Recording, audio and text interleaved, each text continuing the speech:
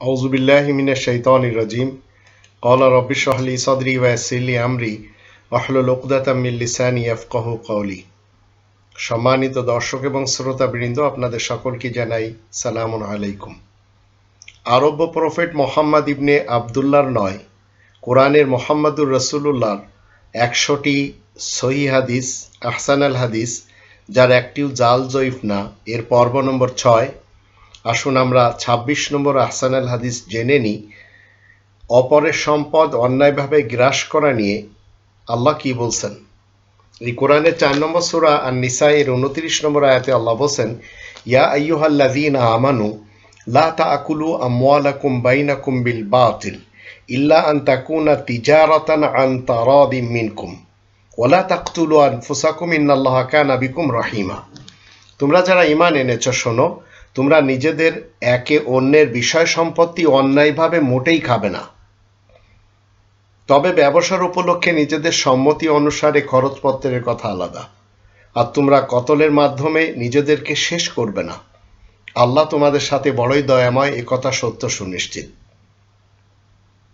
তো এখান থেকে আমরা সহজভাবে জানতে পারলাম একে অন্যের বিষয় সম্পত্তি অন্যায়ভাবে খাওয়া যাবে না। আজ আমাদের দেশে যারা নেতা নেত্রী এবং কর্মী রয়েছে, এদের উচিত নয় জাতির, জনগণের, এদেশের নাগরিকদের অধিকার কোনো না কোনোভাবে হরণ করে, আত্মসাৎ করে, চুরি ডাকাতি করে নিজেদের নামে গচ্ছিত রাখা কিংবা ভিন দেশে পাঠিয়ে দেওয়া। এটি আল্লাহ নিষেধ করেছেন। ঠিক একইভাবে পরিবারের হোক, সমাজের হোক, সোসাইটির হোক, দেশের হোক, কোনোভাবে একে অন্যের বিষয় সম্পত্তি, অধিকার, ন্যায্য পাওনা অন্যায়ভাবে খাওয়া যাবে না। ২৭ নম্বর আহসানাল হাদিস, মানুষের মধ্যে বিরোধ নিষ্পত্তি নিয়ে কোরআন কি বলে আসুন একটু জেনে নিই। ৪৯ নম্বর সূরা আল হুজুরাত এর ৯ নম্বর আয়াতে আল্লাহ বলছেন, ওয়া ইন তাইফাতানি মিনাল মুমিনিনা ইকতাতালু ফাআসলিহু বাইনাহুমা ফাইন বাগাত ইহদাহুমা আলাল উখরা ফাকাতিলুল লাতী তাবগী হাত্তা তাফিয়া ইলা আমরিল্লাহ ফাইন ফাআত ফাআসলিহু বাইনাহুমা বিল আদলি ওয়া আকসিতু ইন্নাল্লাহা ইউহিব্বুল মুকসিতিন। আর যদি কোনো সময় মুমিনদের দুটো দল নিজেদের মধ্যে কতল তথা অসম্মান ও ঝগড়া শুরু করে দেয়, তাহলে তাদের মধ্যে সংশোধন করে দিবে। তারপরেও যদি তাদের মধ্যকার কেউ একে অন্যের উপর বাড়াবাড়ি করতে থাকে, তাহলে সেই বাড়াবাড়ি করা দলটিকে কতল করবে। সংশোধনের জন্য আয়াত দ্বারা ব্যক্তিত্বের কুরিপুকে হত্যা করবে। তারা যতক্ষণ না আল্লাহ তাআলার হুকুমের দিকে রুজু হয়। যদি তারা রুজু হয়, তাহলে তাদের মধ্যে সংশোধন করিয়ে দিবে ন্যায় বিচার মোতাবেক। তোমরা বিচার ইনসাফের দিকে অবশ্যই লক্ষ্য রাখবে, নিশ্চয় আল্লাহ ন্যায় বিচারককে ভালোবাসেন। এই যে আহসান আল হাদিস, আপনাকে আমাকে বুঝতে কখনো লাহওয়াল হাদিসের দরকার পড়বে না। ২৮ নম্বর জাল জয়ীব মুক্ত আহসান আল হাদিস, সন্দেহ এড়িয়ে চলা নিয়ে আল্লাহ বলছেন, গীবত নিয়ে,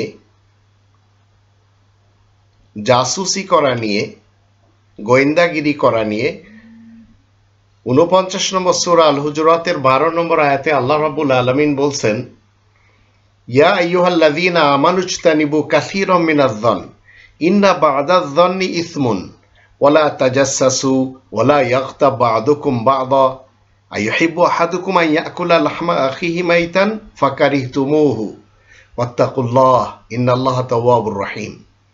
তোমরা যারা ঈমান এনেছ শোনো, তোমরা সবাই বেশি জল্পনা কল্পনার কবল থেকে আত্মরক্ষা করো, কারণ অনেক কল্পনায় তো দুর্নীতি সৃষ্টি করে, অপরাধ সৃষ্টি করে। তোমরা গোয়েন্দাগিরির মাধ্যমে গোপন কথা জানতে চেষ্টা করবে না, আর একে অন্যের গীবত করবে না। গীবত কি? কোনো ব্যক্তি যে কাজ করেনি সেটা তার নামে বানিয়ে বলে, সামনে বা পিছনে সমালোচনা করা হলো গীবত। তোমাদের মধ্যে এমন কেউ আছে কি যে নাকি আপন মৃত ভাইয়ের লাশের মাংস খেতে চাইবে? তা তো তোমরা অবশ্যই ঘৃণা করবে। তোমরা সবাই আল্লাহ তাআলা তাকওয়া অর্জন করে চলো, নিশ্চয় আল্লাহ হলেন তওবা কবুলকারী, পরম দয়াময়।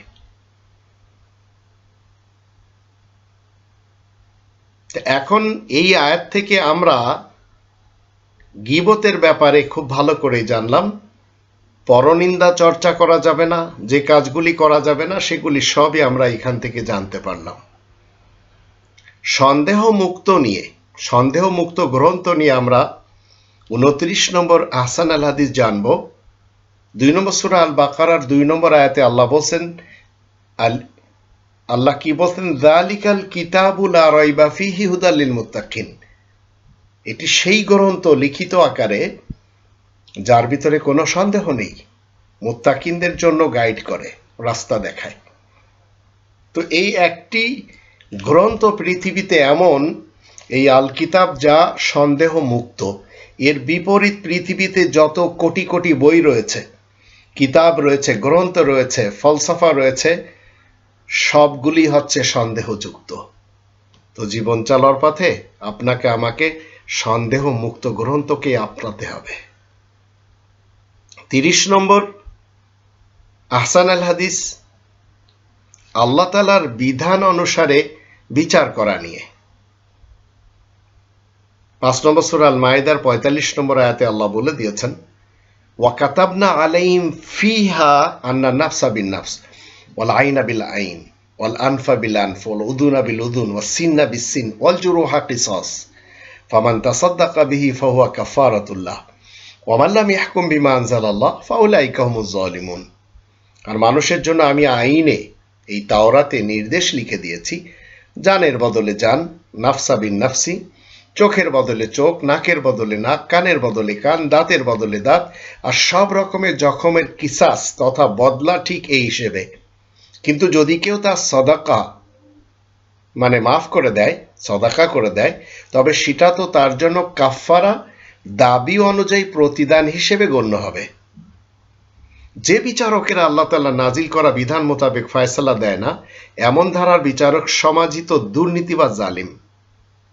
এই জজেরাই হচ্ছে অপরাধী। তো আল্লাহ তাআলার বিধান মতে ইরানের রাষ্ট্রে বলেন, শিয়া রাষ্ট্র, শিয়া মুসলমানদের দেশ, পাকিস্তান, বাংলাদেশ সুন্নি মুসলমানদের দেশ, সৌদি আরব সালাফি মুসলমানদের দেশ, এই সব দেশগুলিতে যত মুসলমান নামের জজ রয়েছে, শিয়া সুন্নি সালাফি মুসলমান, এদের সকলকে আজ আপনি এবং আমি জানতে পারলাম এই আয়াতের মাধ্যম দিয়ে যে এরা সবাই অপরাধী, জালিম। কারণ আল্লাহ তাআলার বিধান মতে ফয়সালা দেয় না। আবার এই সূরার 44 নম্বর আয়াতের শেষে লেখা রয়েছে এরাই কাফের। আবার এই সূরার 47 নম্বর আয়াতে লেখা রয়েছে এরাই মুক্তমানা ফাসেক, নাস্তিক। তো কোরআন বোঝার জন্য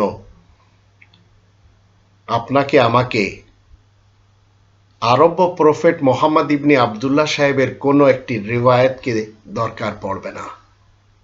কোরআনের মোহাম্মদুর রাসূলুল্লাহর আহসান আল হাদিস, সহি হাদিস, জাল এবং জয়ীব মুক্ত হাদিস আপনাকে সঠিক গাইড করবে।